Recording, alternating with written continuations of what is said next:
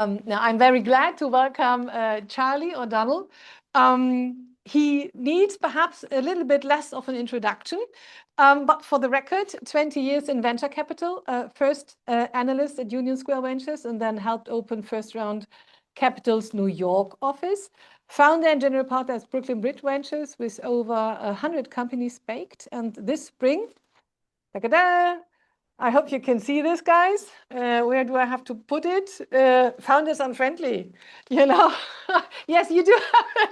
I have Okay, it, perfect. and I don't Yeah, have the green screen or blue screen that makes it yeah, look it's like a it's green screen. invisible.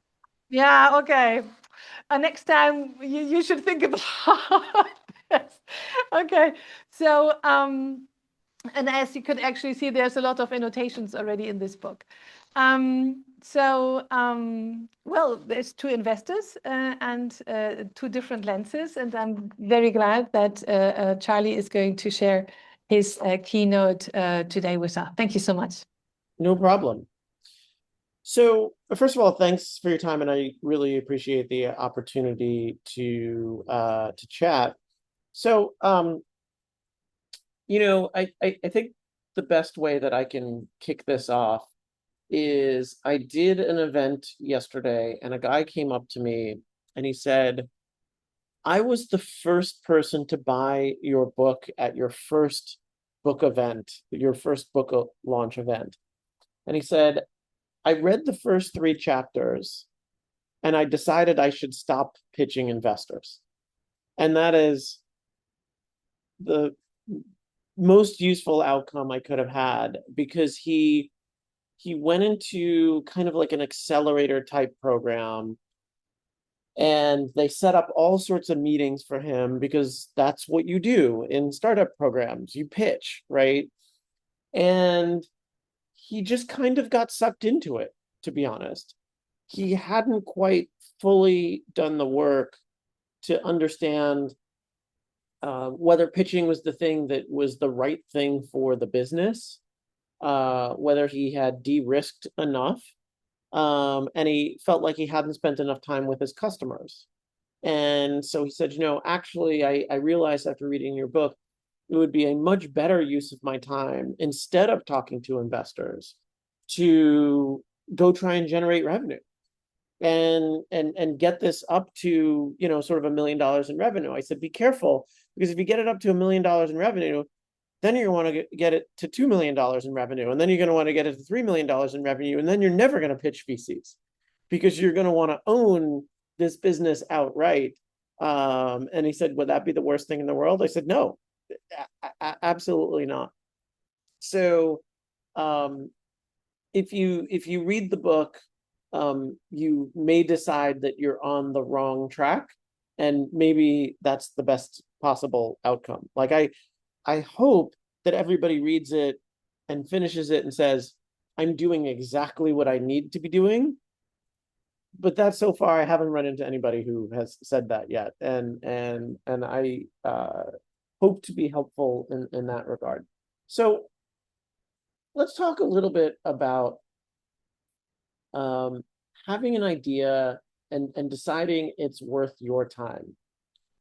One of the reasons why I titled the book the way I did, Founder Unfriendly, is because there are some things that I might tell a founder that come off as unfriendly, that come off as mean, but I think they're the exact opposite, because I value your time, even if I don't know you.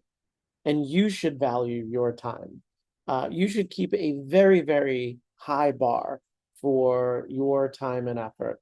And if you are the type of person who is capable of leading a startup to a big exit or an IPO, then you have probably a lot of opportunity cost for this, right? You can go make money doing something elsewhere for less risk, right? So you should make your startup earn your time. And how do I do that?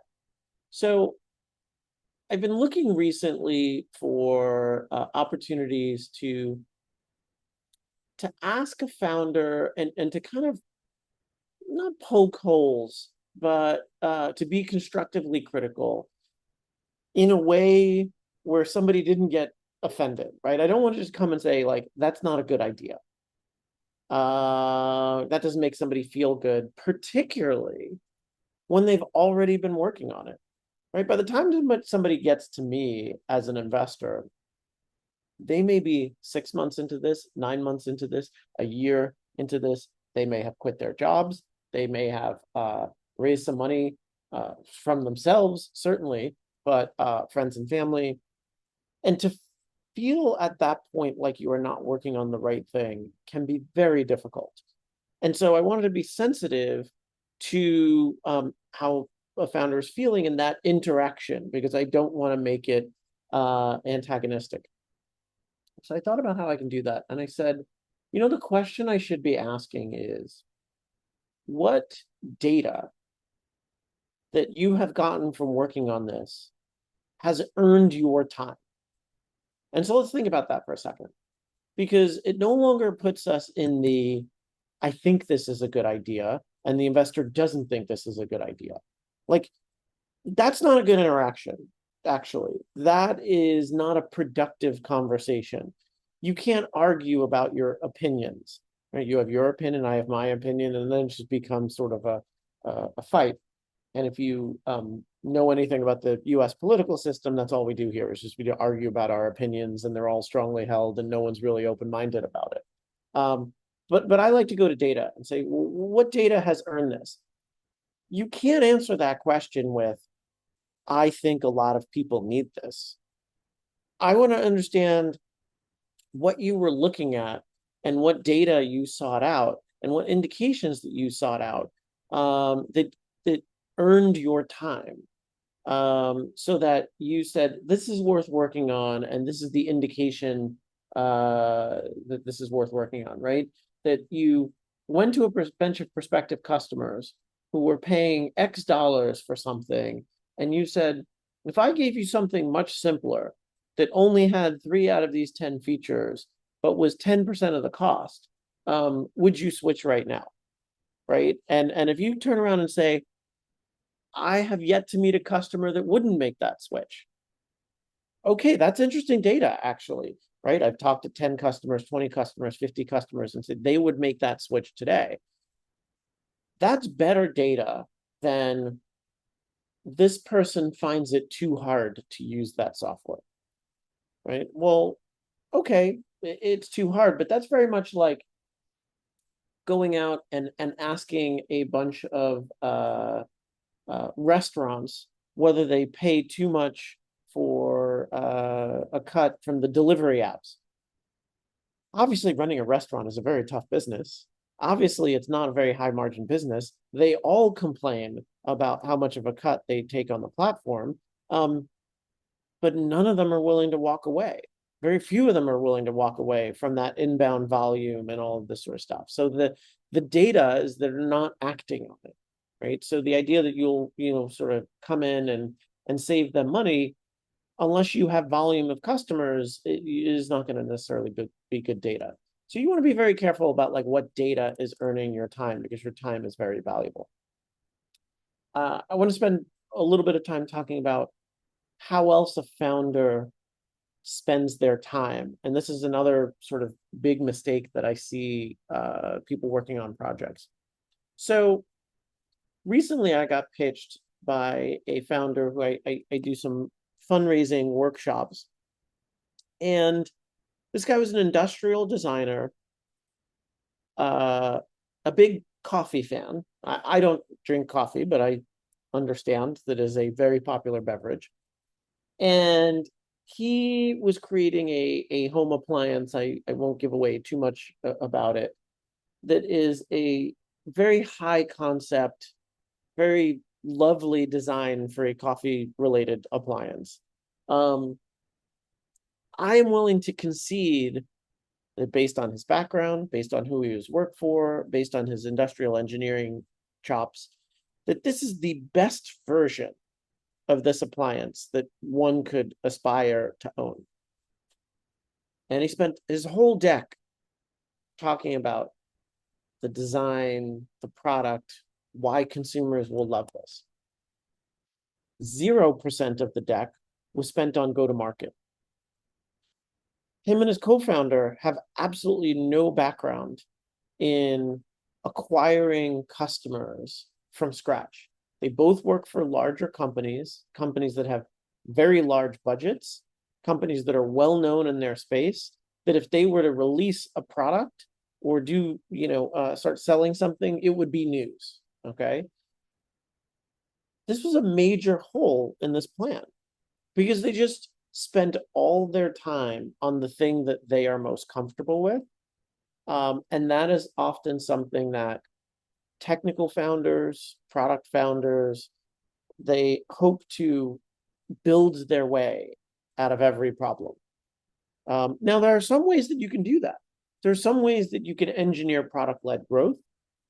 There are some ways that you can build agents who will go out and do some marketing for you. There are ways that you can build the functionality of a marketing mechanism as a product, which is fine, right? You have a sort of viral comparison, like let's say you're doing in the home energy space, and it's like, type in your address and get this free report and share it with your friends, or all of this sort of stuff. Like that could be interesting product-led growth, but you have to spend time on it, because I would say that the number one thing that early stage startups get stuck on is customer acquisition.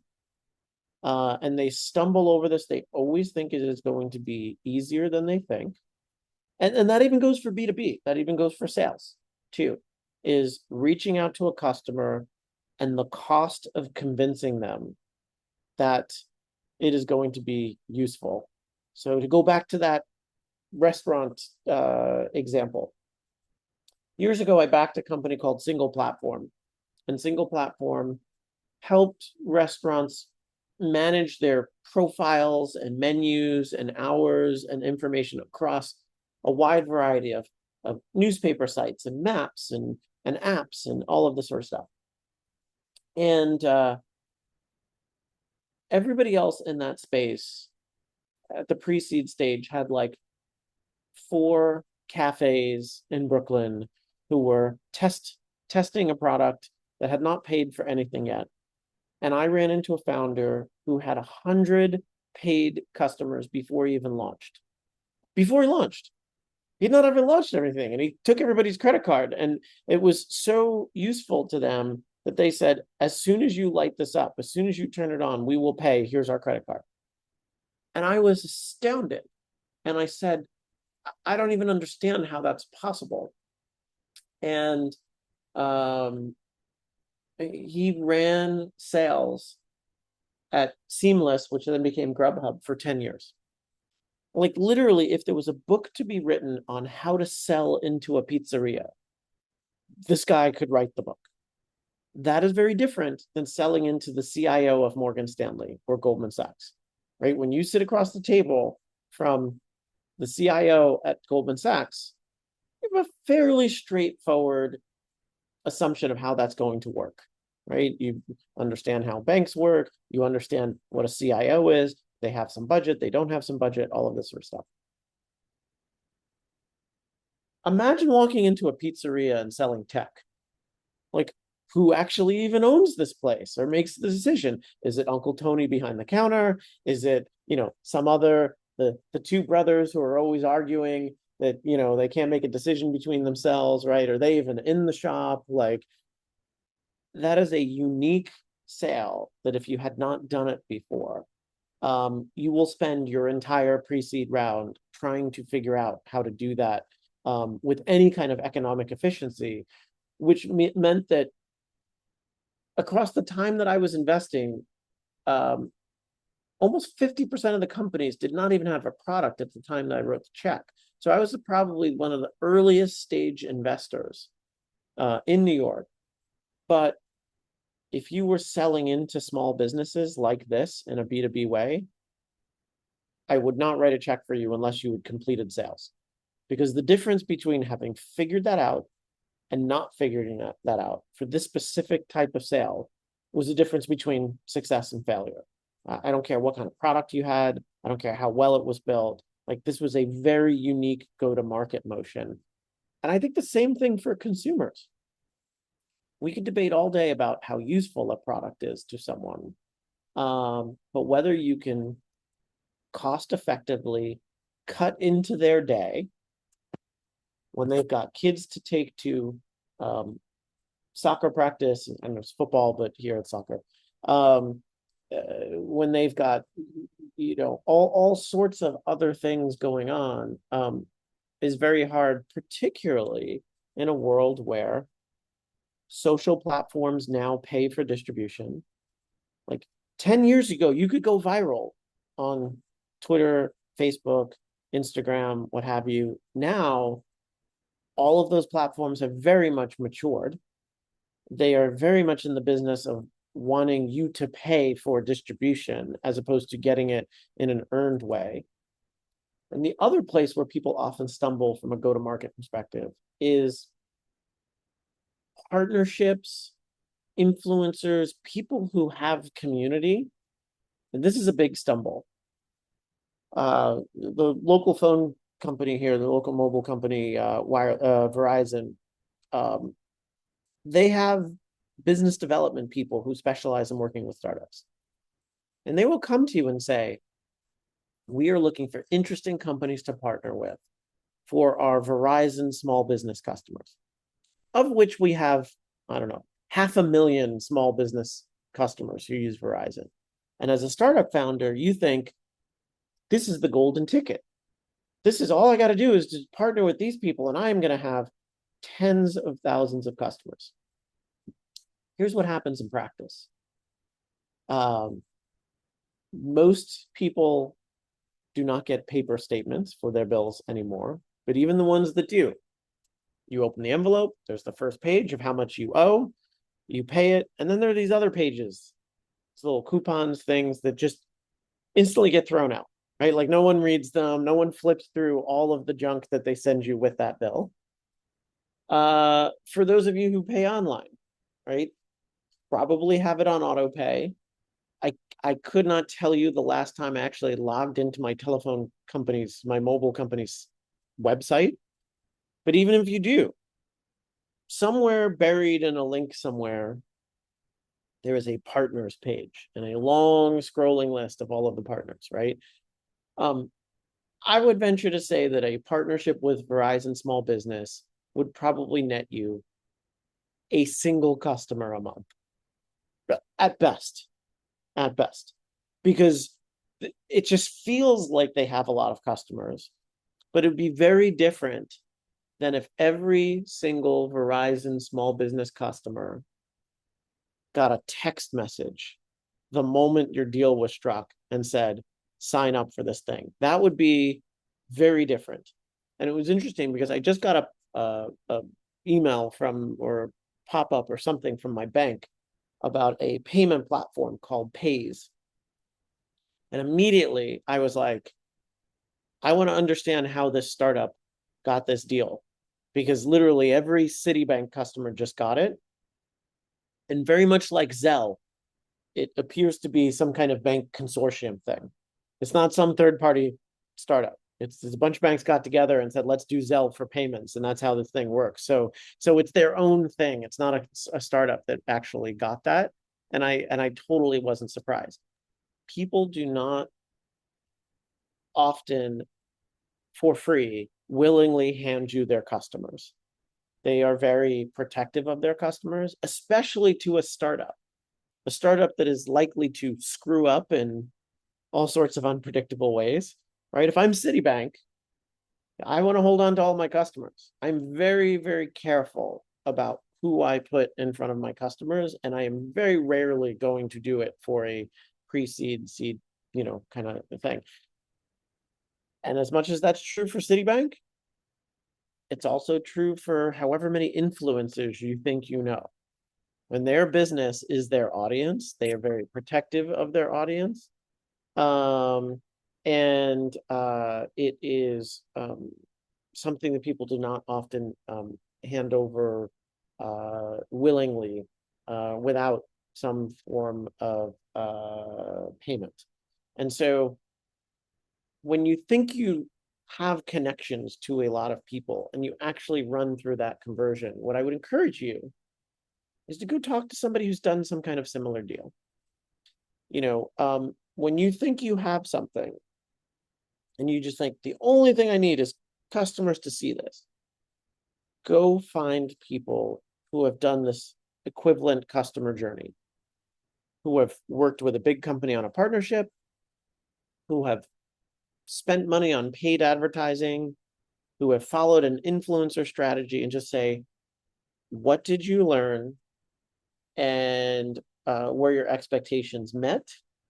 Or were you underwhelmed? Was it harder or easier? And what ways? Because I think a lot of times startups, we just think it's all about having the idea. It's all about building the product. If I just got this thing and made it good enough, then people would find it. And oftentimes the finding it, the getting to your customer, is the hardest part about it. And if you're not spending all of your time in this area, or a good chunk of your time in this area, all of the other time you spend perfecting this product will kind of go to waste because not enough people will find it in time. So I often find that startup companies don't spend enough time on that. I want to talk about two other things, and then I want to is it okay if we do some Q&A after as well too? Absolutely. Oh, Sure. okay, cool. Absolutely. Wonderful. Thank you. Cool. So let's talk about pitching, and let's talk about sharing this idea with others. So one thing I want to get out of your head is whether it's Shark Tank or Lion's Den or whatever the sort of equivalent gauntlet that, whatever country, spinoff you have is, there's this idea of like the one pitch that makes or breaks. And I think that founders need to move off of that and be in a constant state of information gathering from the people who would know the most about this thing. Some of those people happen to be investors. Others happen to be successful operators in the space. Others are potential customers. They all know each other. They are all connected in these networks.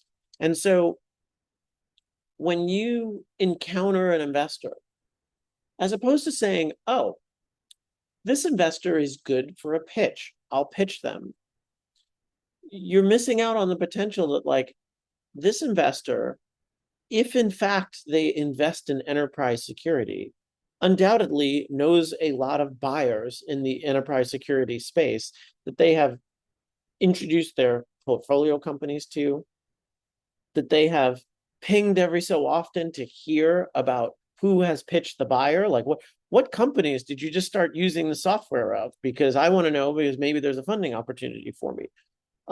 How has your security stance changed? Because I want to make sure I am on the cutting edge of this. And if I'm constantly talking to buyers, that makes me a better investor, right? So they're all in these networks. So when you meet an investor, don't think of them as just a potential check. Think of them as a source of knowledge because they are spending all their time in the space connecting to the whole ecosystem, right? So they are an information source. At the same time, the people who are buyers could be checks, right? So I evaluated this company that has this proprietary technology for getting the ice off of plane wings. And one of the investors in the company was the guy who ran de-icing for JetBlue. And the company met him at a de-icing conference.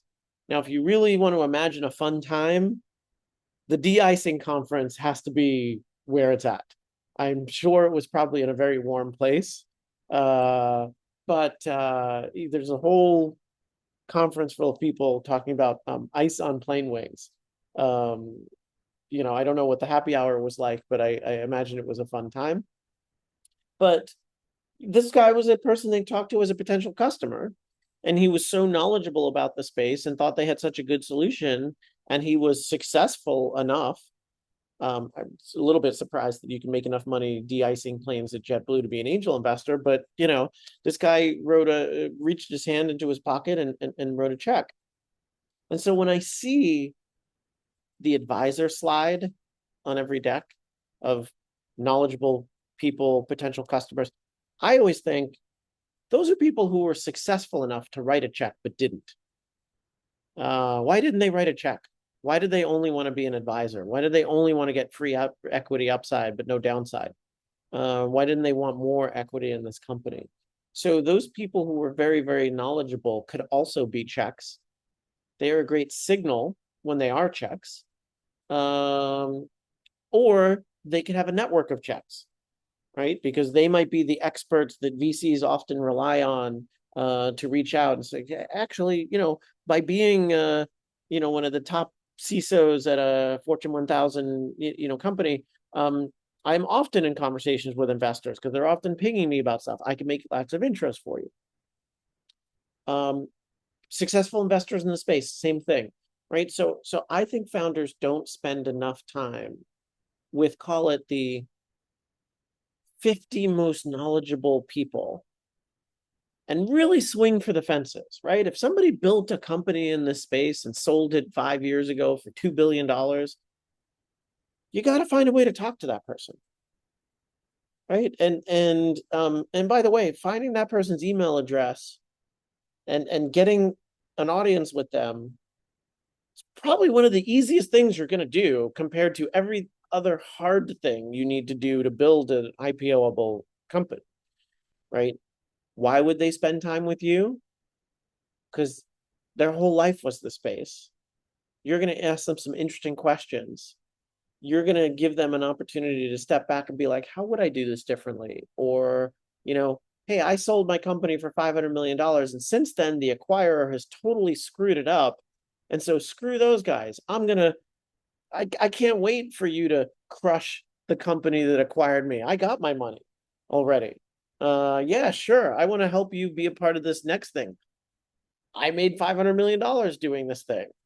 Right? I'm looking for a place to put my money. You seem smart. I've been doing some angel investing, right? So there's all sorts of reasons why they might talk to you. So don't silo your time in terms of I'm only talking to investors now, or I'm not talking to investors now, and I only have this one opportunity. Stretch that opportunity out over time. Keep up with people. Somebody came to me yesterday and said, I'd love to pitch you. And I was running this event that was all about sort of a very open, public, constructive response to a pitch. And I said, oh, you want to be a part of the next event? She goes, no, I'd like to pitch you now. And I've written a couple of angel checks, so I don't know how serious I am about that. And I said, why? And she's like, I don't understand. Like, you're an investor. I was like, yeah, no. Do you think this is a good idea? And she said, yes. I said, do you know this is a good idea? She goes, yes, I know it's a good idea. I said, so you're not asking me whether I think it's a good idea because you already know it's a good idea. She goes, that's true. I said, okay, so it's not really relevant for me to weigh in on thumbs up, thumbs down of what I think because you're already convinced, right? You've been working on this. So what piece of information do you need from me where I could be uniquely helpful? Figure that out before you pitch. And then she thought about it for a little while. And then she said, investors have gotten interested in this, but then I can't get anybody over the finish line. And I want to understand what's missing. And this will be where I leave off. I said, the problem is because you talk to investors in a really unstructured way. You tell them about what you're doing, and you say something to the effect of, here's the thing, what do you think about it? And investors have no incentive to actually tell you what they think. Because particularly if you are smart, if you are someone that they could afford to dismiss, they'll be dismissive of you. But if you consider yourselves on the top tier of high potential, good background, smart, they have a disincentive for you to go away, even if they don't like the idea. So what they'll say is, this is really interesting. Keep me posted on this. Because what they're hoping is, I don't think this is the idea, but I hope you figure it out. And you seem smart enough to figure it out. And I don't want to say no, because then you're going to go away. So I hope you hang around the rim. I hope you keep emailing me updates and you keep me on that list, but I don't want to write a check now. That's not helpful to you. You need to know if they're a no, why they're a no. And so what I proposed to her is that she should do this. She should go into this meeting and say, I believe A, B, and C, and these are the keys to my success. And if I could convince you of A, B, and C, my assumption is you'd be really leaning into this. Like you'd be putting me on the path to possibly consider an investment. So step one, do you think A, B, and C are the right things? Would you agree that if we both agreed on A and on B and on C, you'd be pretty excited about this, excited enough to possibly try and convince your firm to make an investment in this? And if the answer is no, what things do I need to convince you of? Like, let's just actually agree on the things that I need to be successful in convincing you of before you say yes.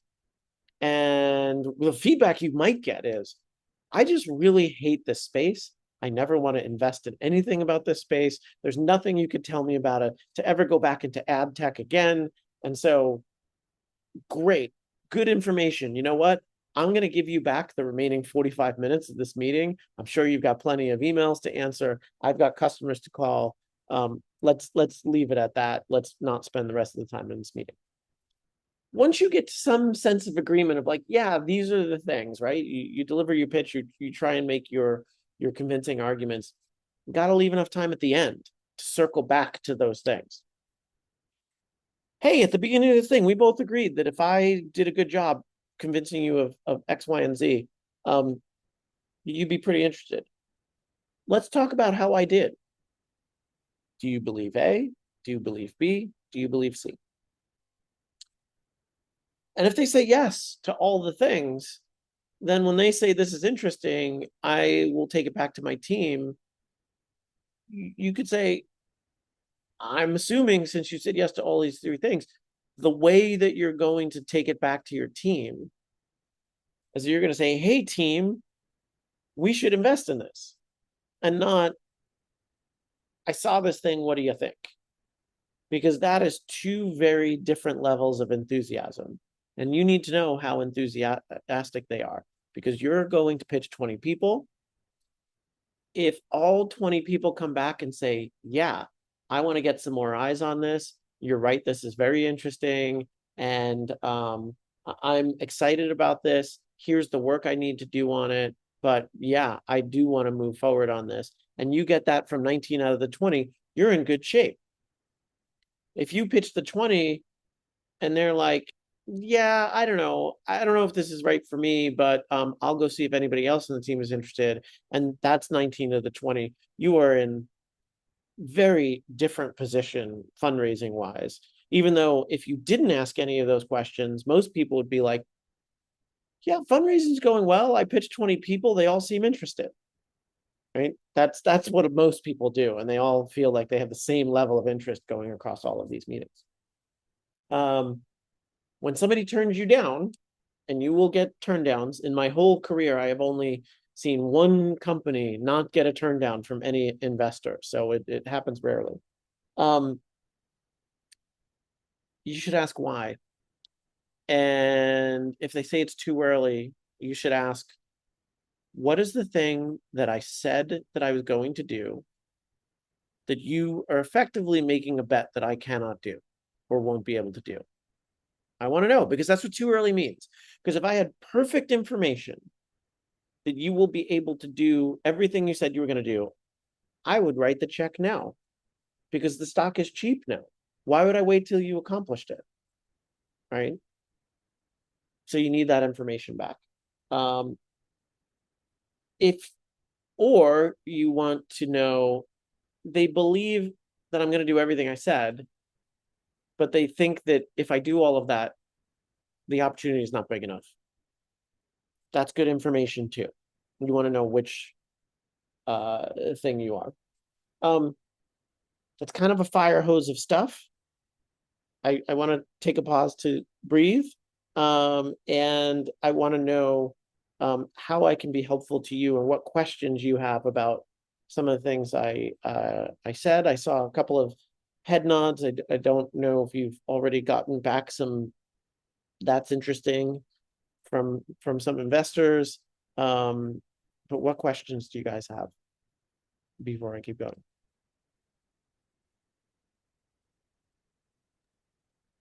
Well, let's see if someone of the participants has a question. If not, I am going to follow up.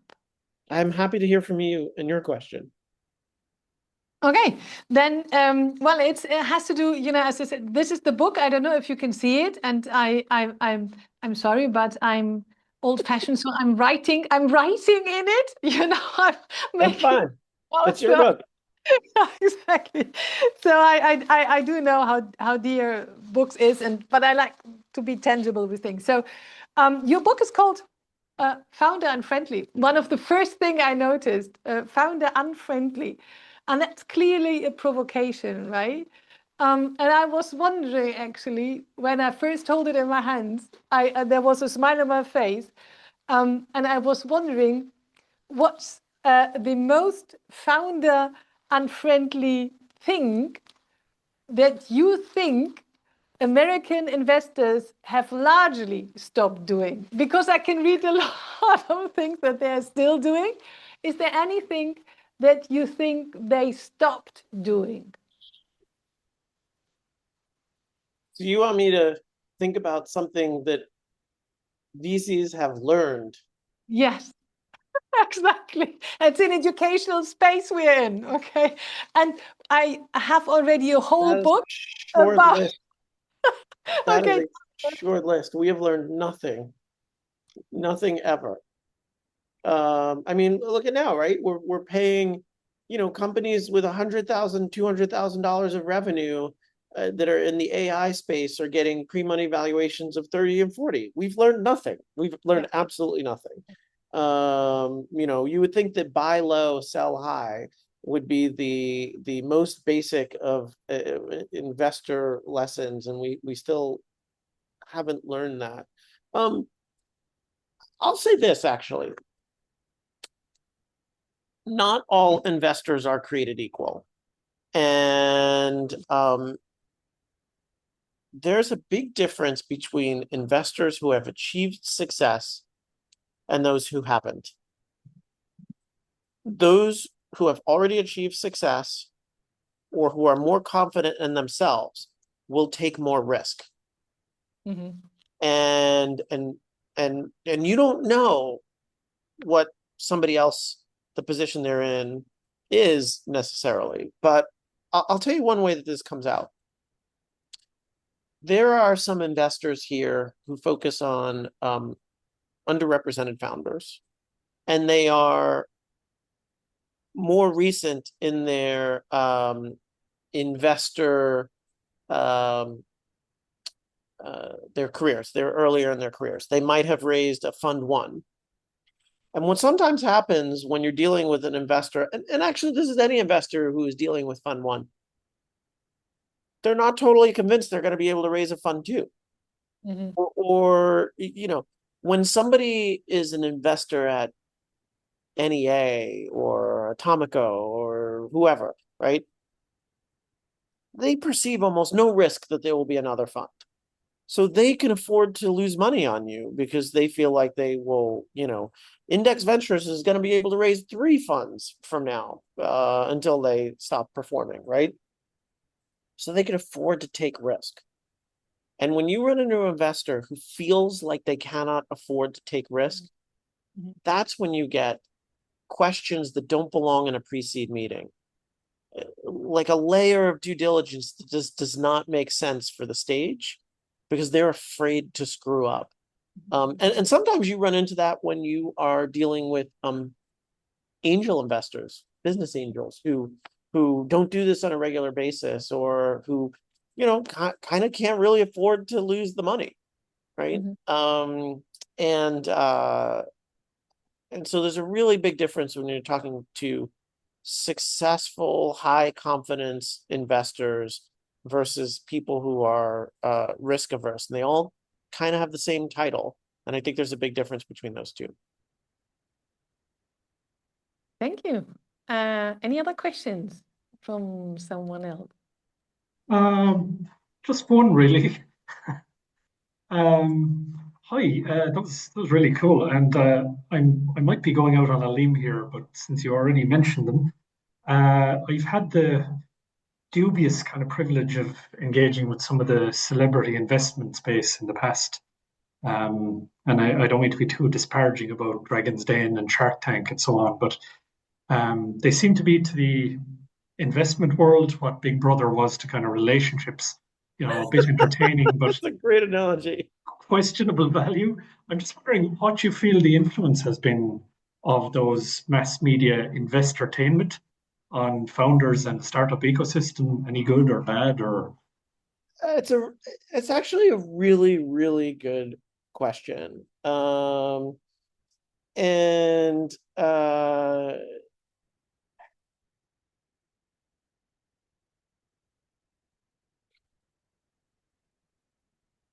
you know,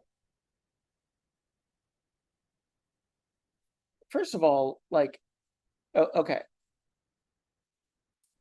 the founder of Sequoia is a guy named Don Valentine. He passed away a couple of years ago, but founded the firm decades ago. As it turns out, he went to the same university that I did, and it is not a university that like entrepreneurs come from or VCs come from. And so when I found out about this, and this is after I was teaching an entrepreneurship course there, I was like, I can't believe I didn't know this. I can't believe nobody said anything to me. And so I cold reached out to him, and I was like, hey, we're both Fordham grads. And he was like, yeah, you know, that's cool, whatever. Next time you're in the Bay Area, come drop by. And so the next trip I made out there, I went and met him. And by then he was sort of close to 80. It was during the holidays. He was wearing the world's worst holiday Christmas sweater that clearly his grandkids had purchased for him. And I said, so, you know, Fordham. He says, you know, I attended Fordham a long time ago before I moved out to the West Coast. It had really no bearing on my career whatsoever. And like, that's all I had in the meeting. That was my only connection. I had no follow-up to that, right? And so I muddled through the next sort of 45 minutes, and I was very thrown off, but he was very pleasant, and we had an interesting conversation. And I walked out of that meeting and I said to myself, why the hell did he take that meeting? I don't understand. If he doesn't care about Fordham, why did he take that meeting? And I realized if you were a VC in the 60s and 70s, if anyone even knew who you were, they had to be legit, because there was no mass media, there was no blogging, newsletters, there was no LinkedIn. For you to even know Don Valentine existed in 1974, you probably were connected to MIT or Stanford or whatever. That's the only way you would have even heard that guy's name, right? So what did that mean?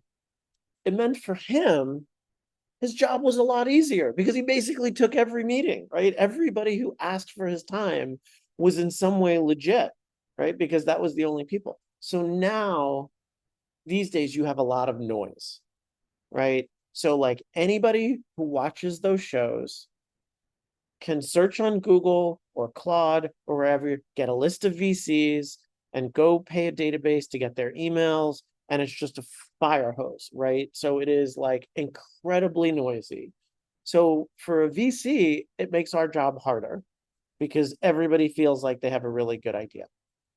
Now, at the same time, they're like my book and everybody else's book and Brad Feld's startup deals or whatever, there's so much more information on how to be good at this. and where the bar is and all of that sort of stuff. There's no excuse for you not to use Claude as your sparring partner, even if you're a lone VC, to be like, here's my deck. Push back on it. And actually, I should bring this up. I'll throw it in the chat. If you go to founderunfriendly.ai, you can use the book to unlock a fundraising chatbot that looks at it 4 or 5 different ways. It's fairly comprehensive now when it works, and it works most of the time. It's totally vibe coded. You can get a lot of really good pushback and plug that into a plan of attack. So much more information is available to you as a founder. So it is easier to be good at this. The one downside I'll say is there's a lot of information that's out of context. And what I mean by that is when you have a little bit of revenue and you look over and you're like, Dylan Field got backing from Index for Figma before you even really have a product. So I should go pitch Index now because I don't have a product, and one of their most successful exits did. Yeah, but what you may not know is Dylan was a Teal Fellow who previously worked at another Index Ventures portfolio company.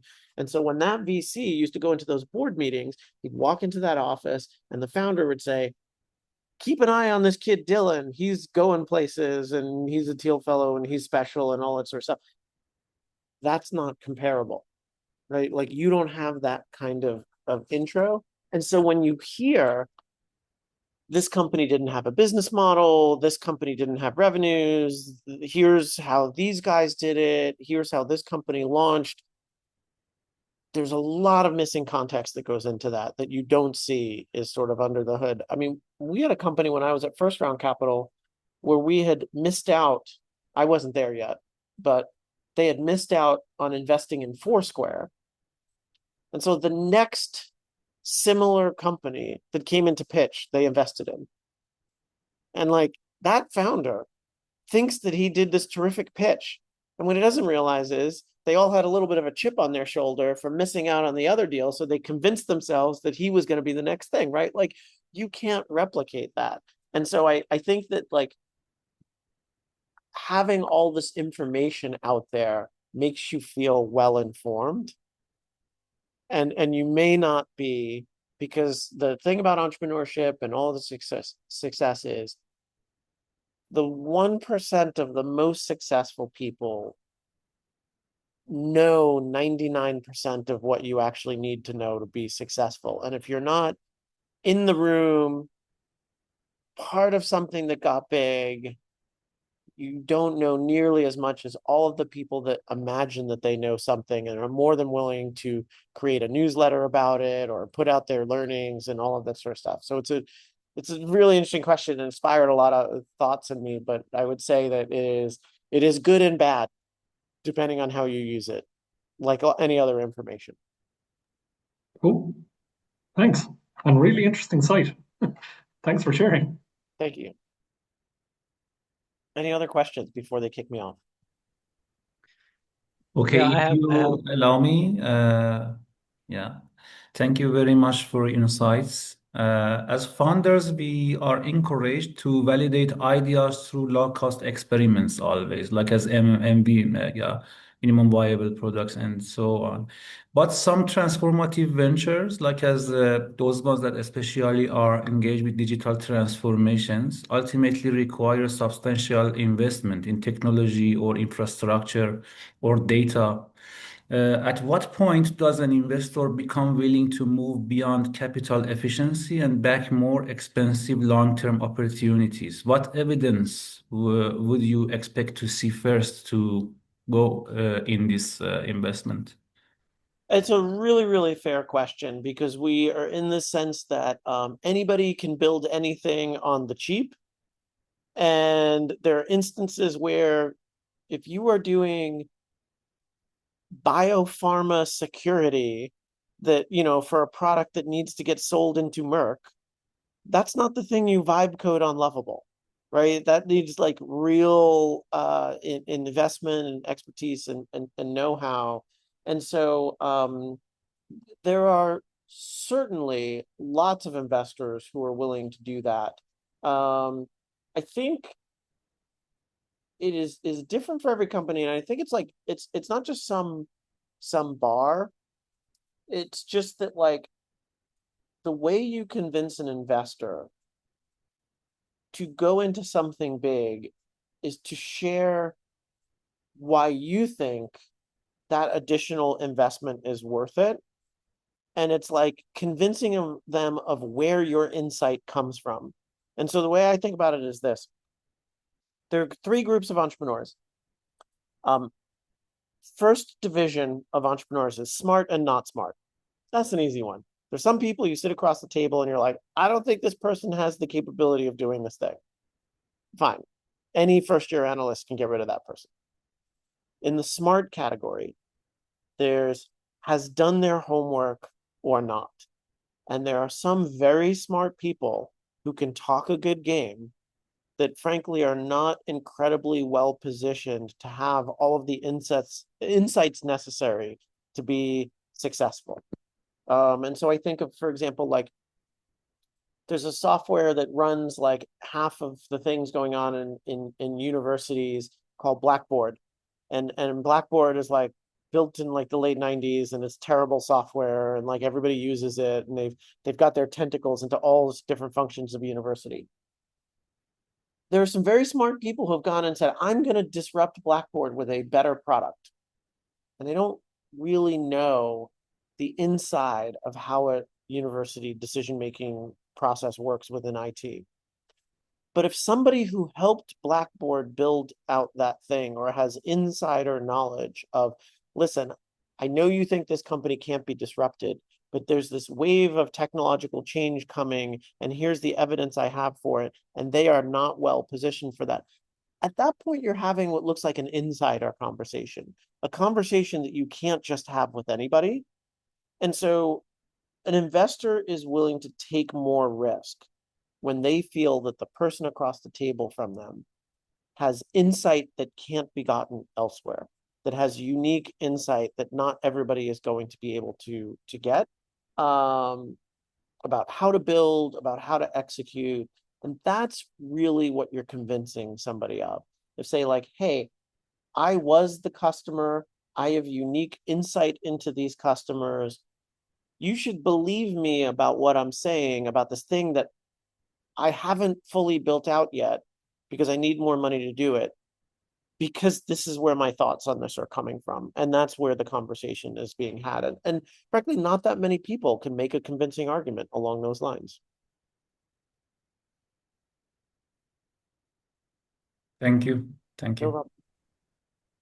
problem. Now, Charlie, thank you a lot for this speech of yours.